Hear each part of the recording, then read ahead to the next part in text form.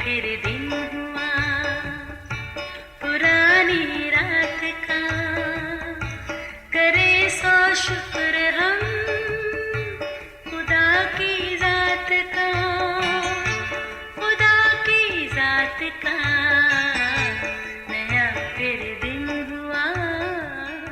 آج کی آیت، خداوند ان سب کے قریب ہے جو اس سے دعا کرتے ہیں، یعنی ان سب کے جو سچائی سے دعا کرتے ہیں۔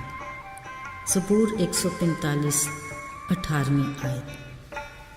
عزیزو، اگر ہم اپنے روزمرہ زندگی کے ٹائم ٹیبل کا جائزہ لیں تو ہم میں سے اکثر کا خدا کے ساتھ رفاقت کا وقت نسبتاً کم ہوگا۔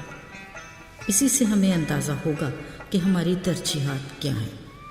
ہم ہر بات میں اپنے فائدے کو ترجیح دیتے ہیں، جس میں ہماری خود غرضی کا عنصر نمایاں ہوتا ہے۔ ہم اہمیت بھی ان دوستوں اور عزیزوں کو دیتے ہیں جس سے ہماری ذات کو فائدہ ہو۔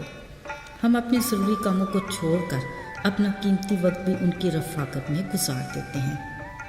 اس میں کوئی دو رائے نہیں کہ زندگی کے کسی موڑ پر جب ہمیں اپنے وقت کے ضیاع اور بے فائدہ رفاقت کا اندازہ ہو جاتا ہے، تب وقت گزر چکا ہوتا ہے۔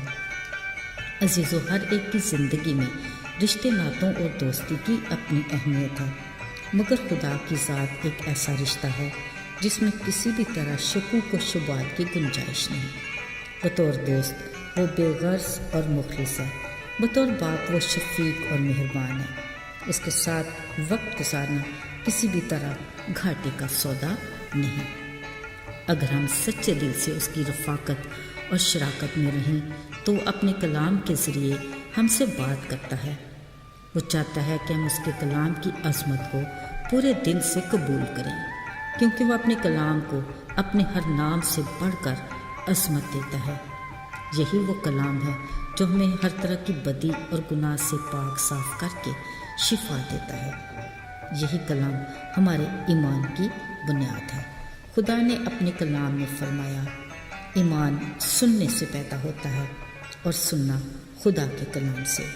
ایمان کی مضبوطی کے لیے خدا کے کلام کو سننا، یعنی خدا باپ کی باتوں کو سننا کس قدر ضروری ہے۔ عزیزو، خدا سے دعا کرنا بھی اتنا ہی ضروری ہے جتنا خدا کا کلام پڑھنا اور سننا۔ اس کی بدولت ہم خود کو اس کی فرمانبرداری کے لیے تیار کرتے ہیں۔ خوبصورت دعا کی بنیادی بات ہی یہ ہے کہ ہم اپنے سارے دل کو اس کے حضور انڈیل دیں۔ ہم کتنی ہی مصروف کیوں نہ ہوں، ہمیں خدا کی برکات لینے، اس کے ساتھ رفاقت کے لیے اپنے ٹھہرائے وقت کا خیال رکھنا ضروری ہے۔ عزیزو، دانیل نبی کے بارے میں خدا کے کلام میں لکھا ہے کہ وہ اپنے اسیری کے دور میں دارا بادشاہ کی سلطنت میں مصروف ترین 3 وزیروں میں سے ایک تھا۔ پھر خدا کی فاضل روح کے باعث سب وزیروں ناظموں پر سبقت لے گیا، تو بادشاہ نے اسے تمام ملک پر مختار ٹھہرایا۔ یہ اس کی زندگی کے مصروف ترین دن تھے، اس کی جان کو بھی شدید خطرے تھے۔ پھر بھی وہ خدا کے ساتھ اپنے ٹھہرائے وقت کا پابند تھا، اور دن میں 3 مرتبہ گھٹنے ٹیک کر خدا کے حضور دعا اور شکر گزاری کرتا رہا۔ عزیزو، دانیل نبی کی خدا سے رفاقت ہمارے لیے بہترین مثال ہے۔ خدا نے نہ صرف اسے خطروں سے بچایا بلکہ سرفرازی بھی عطا کی۔ یاد رہے، وہی دانیل کا خدا آج ہمارے ساتھ بھی ہے۔